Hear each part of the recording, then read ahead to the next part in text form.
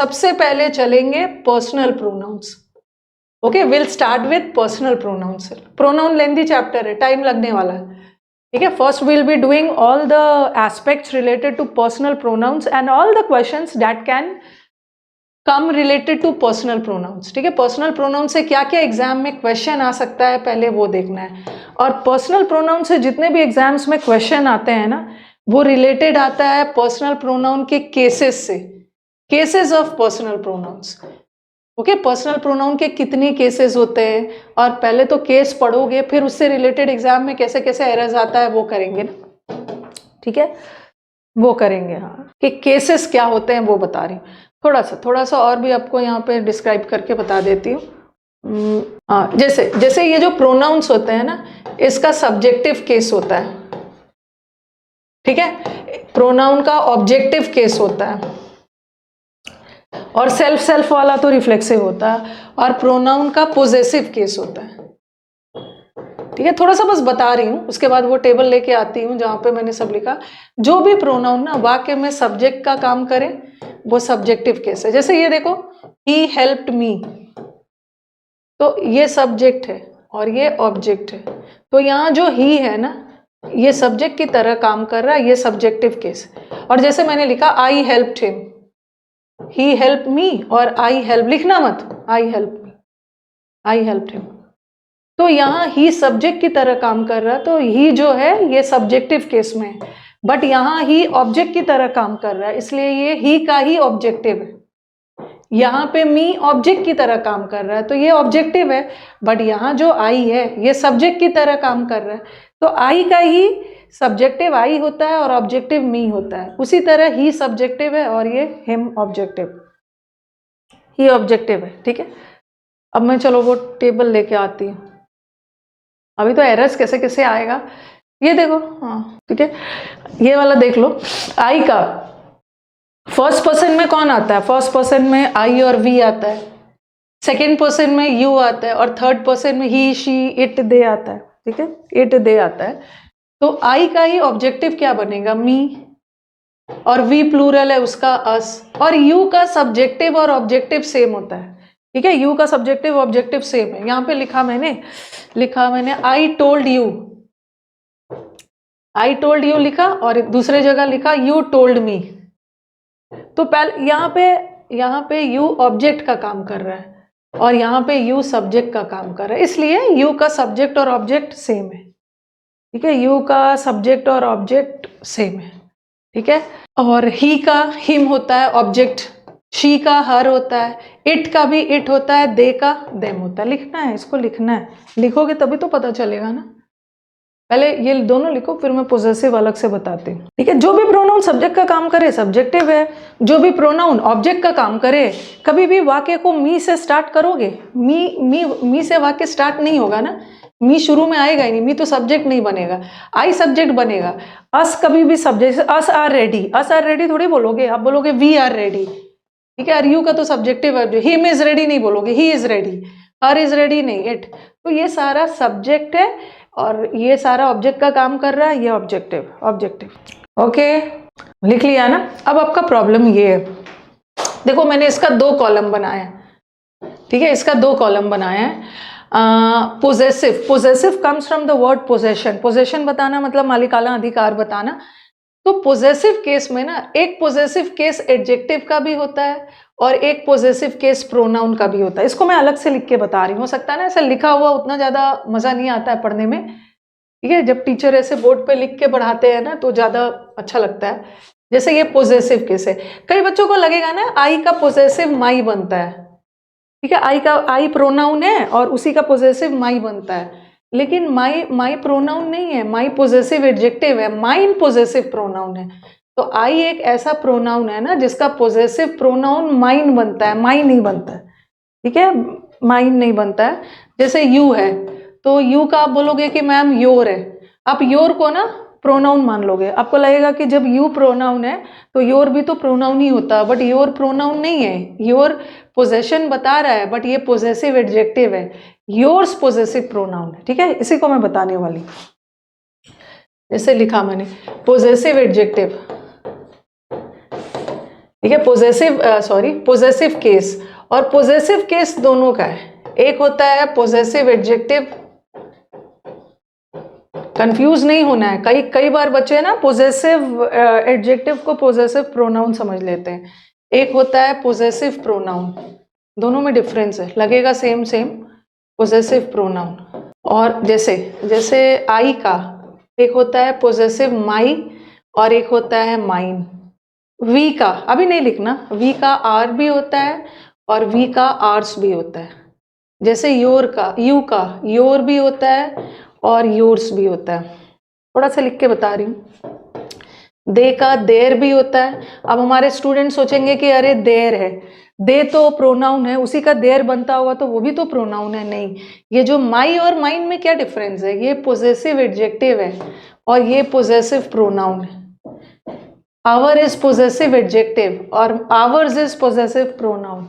तो आप बोलोगे कैसे याद रखेंगे? अच्छा, मैंने सिंपली एक सेंटेंस लिखा, दिस इज माई, लिख दिया दिस इज माई या लिख दिया this is our. Don't you feel कि दिस सेंटेंस साउंड्स इनकम्प्लीट? ये सेंटेंस इनकम्प्लीट लग रहा है। दिस इज माई, माई लिख के छोड़ दिया, अब लग रहा है ना कुछ अधूरा।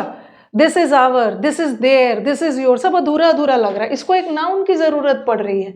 This is my book, this is our country, तो सबको एक नाउन की जरूरत पड़ी। ये सारा जो है ना, माई, आवर, देयर, सबके बाद एक नाउन चाहिए। All this need a noun. और जिसको नाउन की जरूरत है वो कभी भी प्रोनाउन का काम नहीं कर सकता, क्योंकि नाउन के बदले ही तो प्रोनाउन आता है। और जिसको नाउन की जरूरत है वो प्रोनाउन कैसे हो सकता है? क्योंकि प्रोनाउन को नाउन की जरूरत नहीं होती है, नाउन के बदले ही तो प्रोनाउन आता है। बट ये सबको नाउन की जरूरत पड़ रही है, इसका मतलब ये प्रोनाउन नहीं है, ये सारे पोजेसिव एडजेक्टिव है। यस, बट ये सब के बाद नाउन की जरूरत नहीं है। नो नाउन, ये इसमें नाउन, इसके बाद नाउन नहीं चाहिए, इसका मतलब है अपने आप में प्रोनाउन है। दिस बुक इज माइन, लिख दिया मैंने, this book is mine. This country is yours, this country is yours. तो इसके बाद नाउन की जरूरत नहीं पड़ रही। क्यों?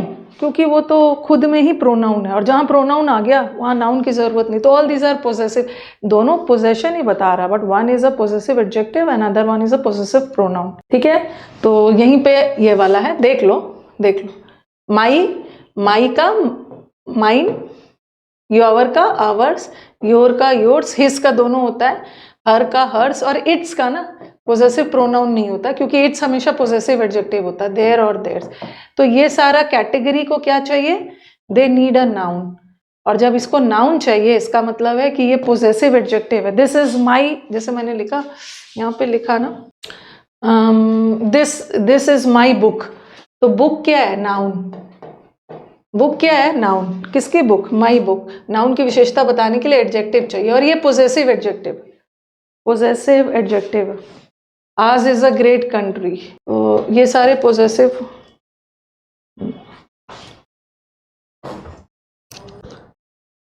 कभी कभी हम पोजेसिव को भी बता रही हूँ, अभी मुझे पढ़ाने दो। पोजेसिव को भी हम सब्जेक्ट बना के यूज कर लेते हैं। लिखिए, इसको नाउन की जरूरत नहीं पड़ रही है, नो नाउन। इसके बाद कोई नाउन चाहिए ही नहीं, नाउन नहीं चाहिए, इसका मतलब है कि ये प्रोनाउन है, और कौन सा? पोजेसिव। और इसके बाद नाउन की जरूरत है, इसका मतलब ये एडजेक्टिव है। ओके। वेंसडे को ना मैं आपके लिए सोच रही हूँ कुछ पैसेजेस लाने की, टोन डिसाइड करने वाले पैसेजेस। लिख लिया है सबने? कोई बोल रहा है मैम फास्ट कराओ, और कोई बोल रहा है मैम लिखने का टाइम दो। आई थिंक आपको केस तो क्लियर हो गया ना। केसेस किसके होते हैं? नाउन के 3 केसेस होते हैं, एक सब्जेक्टिव, दूसरा ऑब्जेक्टिव, तीसरा पोजेसिव। और पोजेसिव में भी ना 2 कैटेगरी है, एक पोजेसिव एडजेक्टिव का, एक पोजेसिव प्रोनाउन का। तो माई पोजेसिव प्रोनाउन नहीं है, आवर पोजेसिव प्रोनाउन नहीं है, ये पोजेसिव एडजेक्टिव है, क्योंकि इसके बाद नाउन चाहिए। बट ये सारे पोजेसिव एडजेक्टिव्स, सारे पोजेसिव प्रोनाउंस। और सब्जेक्टिव केस का ही दूसरा नाम होता है नॉमिनेटिव केस। डर मत जाना कि ये वाला केस तो मैम ने पढ़ाया ही नहीं। सब्जेक्टिव केस को हम नॉमिनेटिव केस के नाम से भी जानते हैं, जैसे ऑब्जेक्टिव केस को जेनेटिव केस के नाम से भी जानते हैं, GENIT। और पोजेसिव केस को एक्विजिटिव केस के नाम से ही जानते हैं। ओके उसके ना एक्विजिटिव, जेनेटिव, नॉमिनेटिव, बट जनरली हम सब्जेक्टिव, ऑब्जेक्टिव, पोजेसिव यूज करते हैं। एक दिन में कितने आवर्स रीड करने चाहिए? मैं भी तो पढ़ाते वक्त ध्यान नहीं देती हूँ कि कितने घंटे पढ़ाएं। आप भी पढ़ते वक्त ध्यान मत रखो। अब मैंने केसेस पढ़ा दिया, अब इससे रिलेटेड एरर्स कैसे कैसे आएगा। अब मैंने आपको बता दिया पर्सनल प्रोनाउन होता क्या है, पर्सनल प्रोनाउन के केसेस क्या होते हैं। अब हम देखेंगे कि पर्सनल प्रोनाउन का यूजेस मतलब अब एरर्स कहाँ से आएगा। ठीक है, अब मैं आपको 6 से 7 5 6 या 6 से 7 कॉन्सेप्ट बताऊंगी। ठीक है, जब भी आप प्रोनाउंस पढ़ते हो ना तो आप ध्यान दोगे कि जो हमारे एग्जामिनर है उनको अगर एरर पूछना है ना तो वो ज्यादा फोकस करते हैं एक तो पर्सनल प्रोनाउन पे और दूसरा फोकस वो करते हैं रिलेटिव प्रोनाउन पे। रिलेटिव प्रोनाउन हु, हुम, हुज, विच वाला, और एक पर्सनल प्रोनाउन के केसेस से एरर्स आता है। और कभी कभी हमारे ऐसा वाला भी आ जाता है, जहां ऐसा वाला इट्स की जरूरत है ऐसा वाला लगा देते हैं, ऐसा वाला भी आता है, ऐसा वाला वन से भी आता है। प्रोनाउन लेंथी चैप्टर है, ऐसा वाला वंस की जरूरत है ऐसा वाला लगा देते हैं। सब डिटेल में पढ़ने वाले, डिटेल में हो। मेरी क्लास डेली होती है। हाँ, और सेशंस को लाइक कर देना, मुझे बहुत अच्छा लगता है। अब मैं लाइक करना छोड़ दिया है, हमारे स्टूडेंट्स बोलते हैं बाकी सारे नए वाले स्टूडेंट्स को कि मैम का सेशन लाइक कर दीजिए। सेशंस को लाइक भी तो करते जाना है ना। कितना डिटेल में पढ़ाते वक्त कभी मैं सोचती भी नहीं हूँ कि मैं पेड बैच पढ़ा रही हूँ या फ्री बैच पढ़ा रही हूँ। हमारे पेड वाले स्टूडेंट्स आपको सही बताएंगे, जो अनअकैडमी पर पढ़ते हैं ना वो सही बताएंगे, नहीं मैम आप बिल्कुल भेदभाव नहीं करते हो। स्टूडेंट है, इंडिया के स्टूडेंट हो, इंडिया से बाहर के स्टूडेंट है पूरा। हाँ अच्छा रुको अभिनीश, उसीलिए बोलते हैं ना जब क्लास में आते हो टीचर्स के साथ कैसे कमेंट करना है ये सब थोड़ा सीखना है ना। अब कौन सिखाएगा, अब नहीं सिखाएगा तो कौन सिखाएगा। जहाँ मेरे स्टूडेंट बोलते हैं मैम मुझे यहाँ पे दिक्कत हो रही है, पैसेज टोन वाला में दिक्कत हो रही है, मैं कोशिश करती हूँ ना, मेरा इंटेंशन वही रहता है कहीं आपको दिक्कत ना हो। तो आपका भी मेन है ना, जितना देर क्लास में आते हो, टाइम इज प्रेशियस, पढ़ लो। एक दो नहीं तो पूरा ब्लॉक हो जाओगे अननेसेसरी। लाइक भी करते रहना सेशन को, वेरी गुड। जो हमारे स्टॉलवर्ड्स है वो तो कर ही देंगे। चलो अब स्टार्ट किया जाए। अब हम उड़ान भरेंगे पर्सनल प्रोनाउन से, कहाँ से कैसे कैसे एरर्स आते हैं। ठीक है, अगर हमारे वाक्य में दो प्रोनाउन या दो से अधिक प्रोनाउन एंड से जुड़ा हुआ या और से जुड़ा हुआ है तो दोनों प्रोनाउन का केस सेम होना चाहिए। ठीक है, क्यों, ऐसा क्यों? अगर हमारे दो प्रोनाउन एंड से या और से जुड़ा हुआ है या हमारा दो प्रोनाउन बट से जुड़ा हुआ ही हो तो उसका केस सेम होना चाहिए। क्यों? क्योंकि ये एंड और क्या है, ये एंड और कंजंक्शन है, और conjunction is a very faithful topic. Conjunction एक बहुत वफादार टॉपिक है। वफादार टॉपिक क्या है कि कंजंक्शन कभी पार्टी नहीं बदलता। कंजंक्शन सब्जेक्ट को सब्जेक्ट से जोड़ेगा, ऑब्जेक्ट को ऑब्जेक्ट से जोड़ेगा, पोजेसिव केस को पोजेसिव से जोड़ेगा। Conjunction is a very faithful topic. ठीक है, अब हाँ, अगर हमारा दो या दो से अधिक प्रोनाउन एंड से और से जुड़ा, they should be in the same case. ऐसा वाला बहुत सारे एरर्स मिलता है आपको। अरे क्या है ये स्टक हो गया। ओके चलो let us do the sentences. These books are for you and I. अब आप मुझे बोलोगे कि मैम अभी तो आपने बताया कि यू का सब्जेक्टिव और ऑब्जेक्टिव सेम होता है। अभी आपने बताया जैसे यू टोल्ड मी, ठीक है। हाँ, और पढ़ते वक्त ना मैं थोड़ा सा साइड में ही रहती हूँ। पढ़ाते वक्त किताब की आप फटाफट नोट करो, बीच में आके खड़ी हो जाऊंगी ना तो फिर आपको दिक्कत हो जाएगी। यू टोल्ड मी और आई टोल्ड यू, तो यहाँ पे यू सब्जेक्ट का काम कर रहा है और यहाँ यू ऑब्जेक्ट का काम कर रहा है। और ये क्या है, ये हमारा कंजंक्शन है। ठीक है, कंजंक्शन तो वफादार टॉपिक है। तो अब मैम कैसे डिसाइड करें कि यहाँ का यू सब्जेक्ट है कि ऑब्जेक्ट है, क्योंकि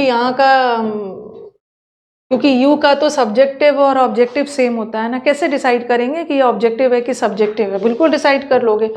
यहाँ पे ये क्या है, प्रेपोजिशन है, फॉर प्रेपोजिशन है, और प्रेपोजिशन का क्या होता है, प्रेपोजिशन का ऑब्जेक्ट होता है।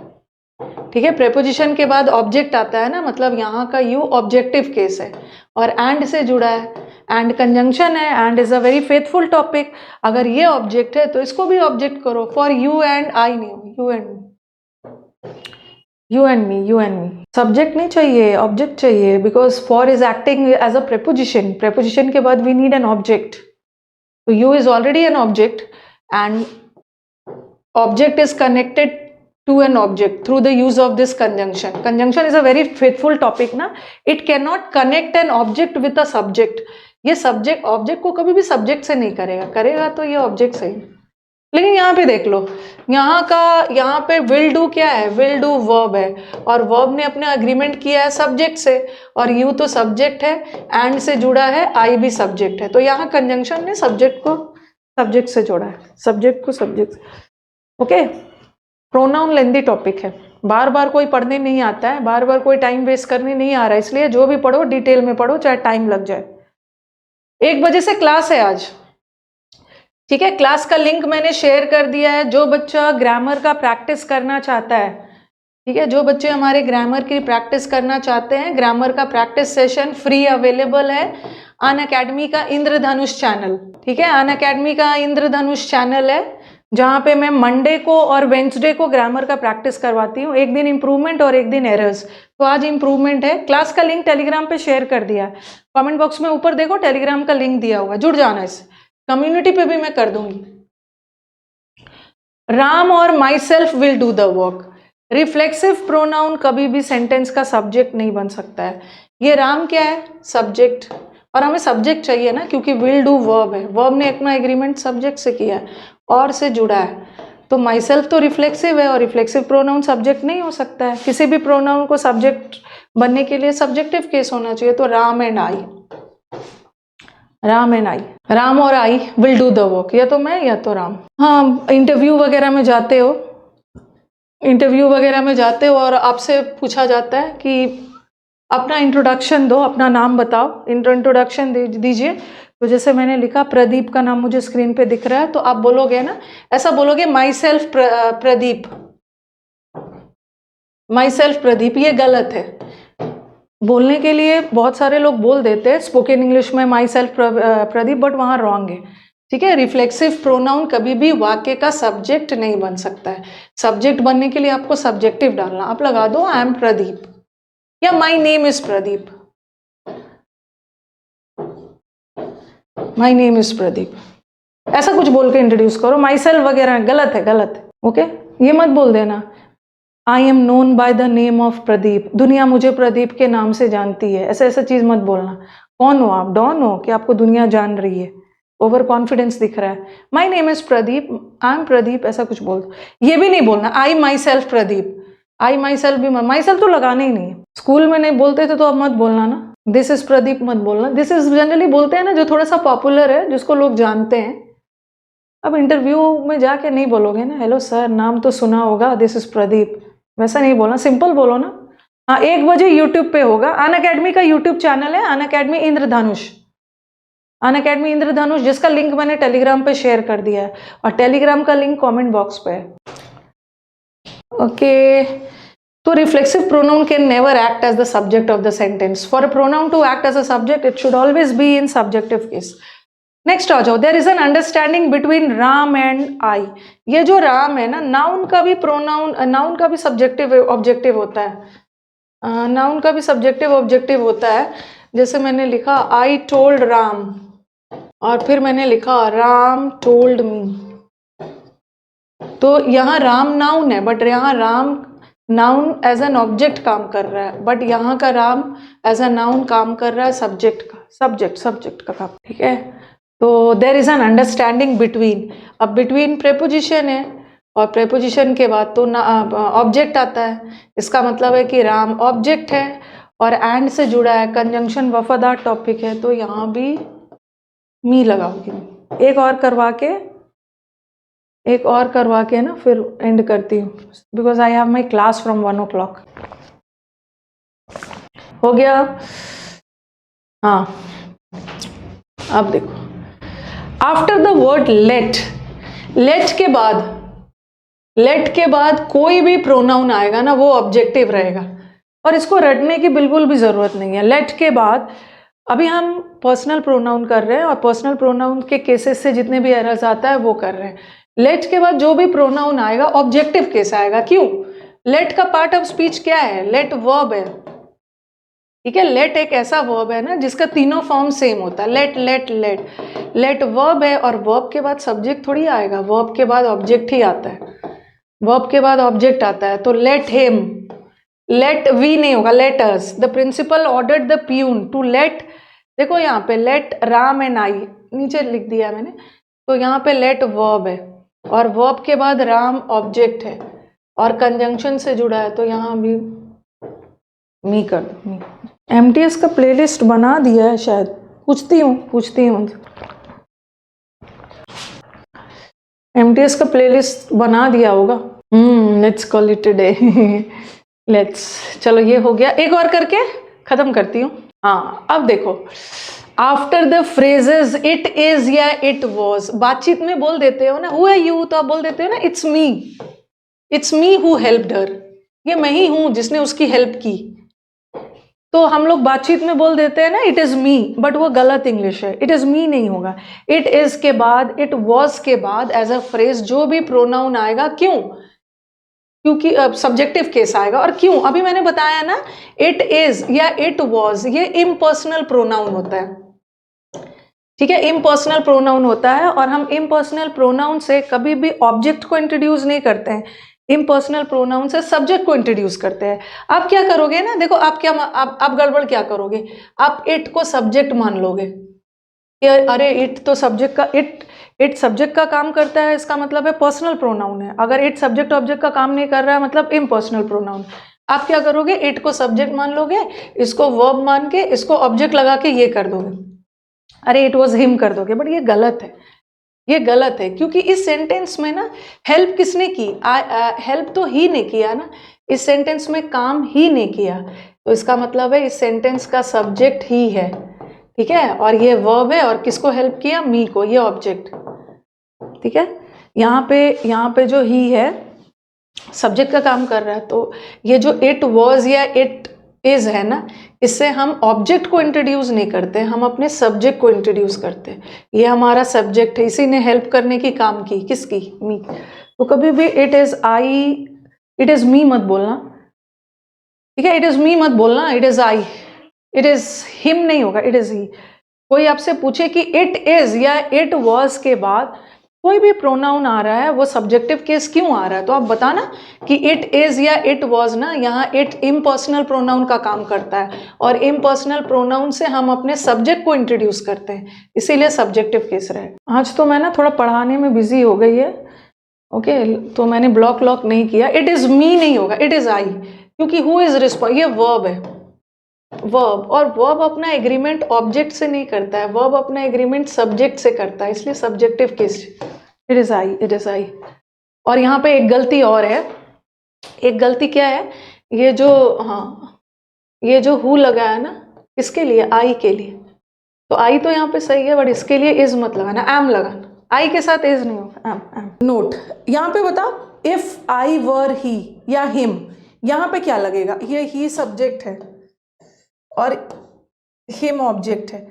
इस सेंटेंस का मतलब ये है ना कि अगर मैं उसकी जगह रहता ना तो आई would help her with money, तो बताओ क्या होगा? क्योंकि आप तो दिमाग लगाओगे ना कि आई सब्जेक्ट है मैम और ये वर्ब है, सब्जेक्ट है और आई के बाद ये वर्ब है, तो सब्जेक्ट वर्ब के बाद ऑब्जेक्ट आना चाहिए, तो आप हिम लगा दोगे, बट गलत है, गलत है, ठीक है। यहाँ पे होगा इफ आई वर ही होगा, क्यों होगा बता रही हूँ, ठीक है, क्योंकि आप तो यही सोचोगे ना कि आई सब्जेक्ट है और उसके बाद वर्ब आ रहा है और वर्ब के बाद तो ऑब्जेक्ट हो रहा है, ऑब्जेक्ट आना चाहिए। इसलिए इस सेंटेंस का इस सेंटेंस का मतलब क्या है? इस सेंटेंस का मतलब है ना कि अगर मैं ही की जगह रहता ना तो मैं उसकी पैसों से हेल्प करता, अगर मैं ही की जगह रहता तो मैं उसकी हेल्प करता। तो यहाँ पे आई जो है ना, आई हमारे सेंटेंस का सब्जेक्ट है, सब्जेक्ट अपने आप को ऑब्जेक्ट की जगह नहीं रखेगा, सब्जेक्ट अपने आप को सब्जेक्ट की जगह रखेगा, ठीक है। सब्जेक्ट अपनी तुलना कोई सब्जेक्ट से करेगा ना, ऑब्जेक्ट से नहीं करेगा। तो अगर आई, ठीक है, अगर आई ही की जगह रहता, आई हिम की जगह नहीं रहता, क्योंकि आई तो सब्जेक्टिव केस है और सब्जेक्ट का कंपैरिजन सब्जेक्ट से होगा ना, आई ही की जगह रहता तो ही कर दे, ठीक है। दूसरा, इफ दे वर आई या मी, अगर वे लोग मेरी जगह रहते हैं ना तो वो जरूर बॉस को अपोज करते हैं, तो दे सब्जेक्ट है ना, और सब्जेक्ट अपने आप को सब्जेक्ट की जगह पे रखेंगे ना, आई की जगह, मी मतलब है, if they were I, subject का कंपैरिजन सब्जेक्ट से, ऑब्जेक्ट का कंपैरिजन ऑब्जेक्ट, ठीक है। नेक्स्ट वाला, नेक्स्ट, अभी हम लोग ना पर्सनल प्रोनाउंस पढ़ रहे हैं, अभी हम पर्सनल प्रोनाउंस पढ़ रहे हैं, और पर्सनल प्रोनाउन से जितने भी एरर्स आ सकते हैं ना वो पढ़ रहे हैं, ठीक है। पर्सनल प्रोनाउन से जो कुछ भी एरर्स आ सकता है वो सब पढ़ रहे हैं। अब इधर उधर की बातें नहीं करना है, चुपचाप पढ़िए, कब खत्म होगा कब शुरू होगा ये सब बात नहीं करना है। पढ़ने आए हो ना तो सिर्फ पढ़ना है। इफ आई वर ही, अगर आई ही की जगह रहता, आई हिम की जगह नहीं रहता। आगे बढ़, नेक्स्ट वाला, एक तो ये हो गया। हाँ, अब सेंटेंस देखना, I suppose Ram to be Shyam, मैंने राम को श्याम मान लिया। तो यहाँ पे कंपैरिजन किसके किसके बीच हो रहा है, एक मिनट देखना, यहाँ पे कंपैरिजन, आई तो सब्जेक्ट है, ठीक है, मैं अपना कंपैरिजन किसी से नहीं कर रहा हूँ, ये बोल रहे हैं कि मैंने राम को श्याम मान लिया, तो यहाँ पे राम क्या है, ऑब्जेक्ट है, ठीक है। तो यहाँ पे मेरा कंपैरिजन किसी से नहीं हो रहा है, यहाँ राम का कंपैरिजन श्याम से हो रहा है, तो राम ऑब्जेक्ट है ना, तो श्याम भी ऑब्जेक्ट। यहाँ पे ऑब्जेक्ट का कंपैरिजन ऑब्जेक्ट से हो रहा है, लेकिन जो मैंने पिछला सेंटेंस दिया था ना, अगर ऐसा रहता, इफ आई वर ही या him I would help him, if I were he या him I would help him, अगर मैं उसकी जगह रहता, तो अगर मैं अपना कंपैरिजन, मैं सब्जेक्ट हूँ, मैं अपना कंपैरिजन किसी सब्जेक्ट से ही करूंगा, आई का कंपैरिजन ही, बट यहाँ आई अपना कंपैरिजन सब्जेक्ट से नहीं कर रहा है, यहाँ पे कंपैरिजन ना राम और श्याम के बीच में हो रहा है। आई जो है वो राम को श्याम मान लिया, तो यहाँ ऑब्जेक्ट का कंपैरिजन ऑब्जेक्ट से हो रहा है, तो यहाँ तो चलो इजी है। नेक्स्ट वाला, I suppose Ram to be he या हिम, अब बताओ, यहाँ पे राम ऑब्जेक्ट है ना, तो आई हमारे सब्जेक्ट है और राम ऑब्जेक्ट है, तो ऑब्जेक्ट का कंपैरिजन ऑब्जेक्ट से हो, हिम होगा यहाँ। I suppose Ram to be he नहीं होगा, I suppose Ram to be him, मैंने राम को हिम मान लिया, हिम कोई अलग है, राम कोई अलग। इन बैड मूड नहीं होगा, in a bad mood, in bad mood नहीं होता है, इन अ बैड मूड। ये एयरफोर्स में आया था ना, ये तो बताया, आर्टिकल चैप्टर में पढ़ा दिया है, इन टेम्पर होगा, but in a bad mood. Next वाला, नॉट फीलिंग वेल टुडे, आज क्लास को थोड़ा सा जल्दी खत्म करेंगे, ठीक है। नेक्स्ट वाला, अब आगे आप कहानी दैन की है, दैन, इसको ध्यान से समझना है, दैन को समझना है। दैन के बाद कभी कभी सब्जेक्टिव केस भी आता है, ठीक है, और दैन के बाद ऑब्जेक्टिव केस भी आता है। अब प्रॉब्लम ये है कि मैम कैसे पता करेंगे दैन के बाद कब सब्जेक्टिव केस आएगा, कब ऑब्जेक्टिव केस आएगा, ओके, कब सब्जेक्टिव आएगा कब ऑब्जेक्टिव आएगा, सेंटेंस में देखना है। अगर दैन के बाद दो सब्जेक्ट का कंपैरिजन हो रहा है, सब्जेक्ट का कंपैरिजन सब्जेक्ट से हो रहा है, तो दैन के बाद सब्जेक्टिव लगाना, बट कभी कभी दैन के साथ ना हम ऑब्जेक्ट का कंपैरिजन करते हैं, जब दो ऑब्जेक्ट का कंपैरिजन कर रहे हैं तो ऑब्जेक्टिव केस लगाना, दो सब्जेक्ट का कंपैरिजन कर रहे हैं तो सब्जेक्टिव केस लगाना, ठीक है। ऐसे नहीं पता चलेगा, सेंटेंस में ही पता चलेगा, सेंटेंस में ही पता चलेगा। अब सेंटेंस देख लो, after the word then, then के बाद अगर कोई भी प्रोनाउन आया तो वो सब्जेक्टिव भी हो सकता है और वो ऑब्जेक्टिव भी हो सकता है, दोनों हो सकता है, सेंटेंस का सेंस देखना है। अब देखो यहाँ पे कितने लोग हैं, यहाँ पे एक यहाँ पे है और एक यहाँ पे, और ये ही कौन सा केस है, ही सब्जेक्ट है, और हिम कौन सा केस है, हिम ऑब्जेक्ट,